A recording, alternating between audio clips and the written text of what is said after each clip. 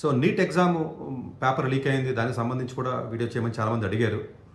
But NEET exam సర్వసాధారణంగా ప్రతి సంవత్సరం కూడా క్యాన్సిల్ అవ్వడం అనేది ఒక పరిపాటి అయిపోయింది. నీట్ యూజీ కానీ పీజీ కానీ ఎప్పుడన్నా ఒకసారి జరిగితే అది న్యూస్ అయ్యేదేమో.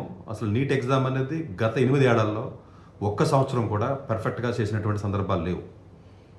ఇది ప్రతి సంవత్సరం కూడా జరుగుతుంది.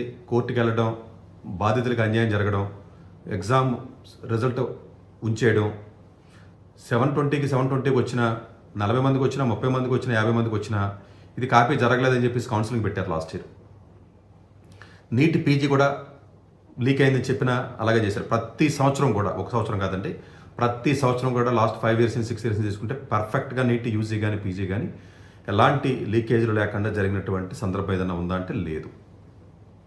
ఇది చాలా బాధాకరమైన విషయం. ప్రతి సంవత్సరం కూడా అందరూ మాట్లాడుతున్నారు, అలాంటి వ్యక్తులు కూడా మాట్లాడుతున్నాం. పక్కాగా క్లియర్గా ఎవిడెన్స్ ఉన్నా కూడా లాస్ట్ ఇయర్ బీహార్ కానీ యూపీ కానీ పేపర్ లీక్ అయిందని చెప్పినప్పుడు కూడా సుప్రీంకోర్టు కూడా ఏం మాట్లాడకుండా రిజల్ట్ డిక్లేర్ చేసేసి కౌన్సిలింగ్ చేసేసారు. ఈసారి కూడా మళ్ళీ పేపర్ లీకేజ్ ఆల్రెడీ జరిగింది. ఏదో గెస్ట్ పేపర్తో మన 3rd May ఏదైతే మనకు జరిగింది రాజస్థాన్లో. సరే, ఇదేదో ఆకతాయిగా అనుకోవడానికి లేదు, పేపర్ లీక్ అయిందని ఆల్రెడీ తెలిసిపోయింది అందరికీ.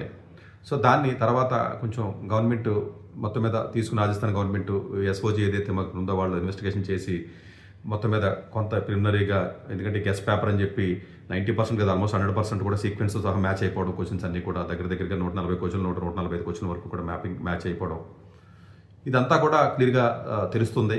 ఇది నిజంగా పిల్లల యొక్క లైఫ్తో ఆడుకోవడమేనండి ఇది. కాకపోతే ఒక శుభ పరిణామం ఏంటంటే ఎగ్జామ్ని క్యాన్సిల్ చేయడం జరిగింది, అనౌన్స్ చేశారు అఫీషియల్గా ఈరోజు.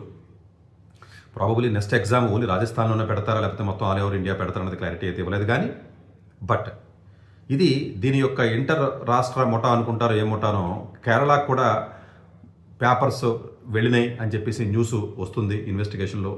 ఇది సిబిఐకి వాళ్ళు సెంట్రల్ గవర్నమెంట్ హ్యాండ్ ఓవర్ చేసింది. ప్రాబబుల్లీ ఇంతకుముందు 5 సంవత్సరాలు జరిగినప్పుడు ఎలాంటి తీసుకోకుండా వదిలేశారు. బట్ ఈసారి గవర్నమెంట్ ఎందుకంటే మరీ ఇంకా బ్యాడ్ అయిపోతామని చెప్పేసి క్యాన్సిల్ చేస్తానని చెప్తున్నారు. బట్ ఆల్ ఓవర్ ఇండియా పెడతామా లేకపోతే వేరే స్టేట్లో పెడతామన్నది ఇంకా క్లారిటీ రాలేదు. బట్ మిగతా ఇంటర్ రాష్ట్రాలకు కూడా పేపర్ వెళ్ళినట్టయితే క్లారిటీ ఆ న్యూస్ వస్తుంది మనకి.